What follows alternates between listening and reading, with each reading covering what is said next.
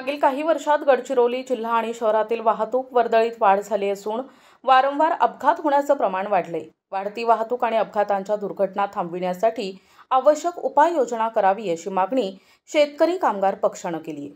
शेतकरी कामगार पक्षाचे जिल्हा चिटणीस भाई रामदास जराते, जिल्हा खजिनदार भाई श्यामसुंदर उराडे, आझाद समाज पक्षाचे जिल्हाध्यक्ष राज बनसोड यांनी जिल्हा पोलीस अधीक्षक निलोत्पल यांची भेट घेऊन त्यांना दिलेल्या निवेदनात म्हटलंय की शहरातील गांधी चौकातील गोल सौंदर्यीकरणामुळे राष्ट्रीय महामार्गांच्या नियमांचं उल्लंघन झालं असून यामुळे सिग्नल स्पष्ट दिसून येत नाही।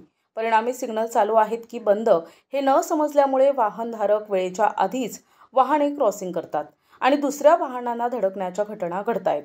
याकरता सदरचे सौंदर्यीकरण हटविण्याच्या सूचना नगर परिषद प्रशासनाला आपल्या विभागाकडून करण्यात यावी अशी मागणी शेतकरी कामगार पक्षाने केली आहे। सामान्य नागरिकांच्या चारचाकी वाहनांकडून ज्या पद्धतीने विविध कलमान्वये दंड वसुली करण्यात येते त्याचप्रमाणे शहरातून होणारी अवजड वाहतूक, अवैध प्रवासी वाहतूक करणारे ट्रॅव्हल्स, रेती मुरमाची तस्करी करणारे ट्रॅक्टर, ट्रक यांच्याकडूनही नियमोचित दंड वसुली अभियान नियमित राबविण्यात यावे।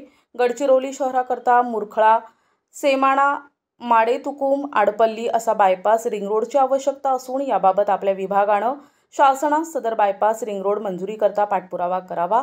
शहरातील नागरिकांना सोयीचा होण्याकरता नगर परिषदेनं डीपी प्लॅननुसार शहरात सर्व्हिस रोडच्या आवश्यकतेसंबंधात प्रशासनाला आपल्या वतीनं कळविण्यात यावं अशा विविध मागण्यांचा यात समावेश आहे।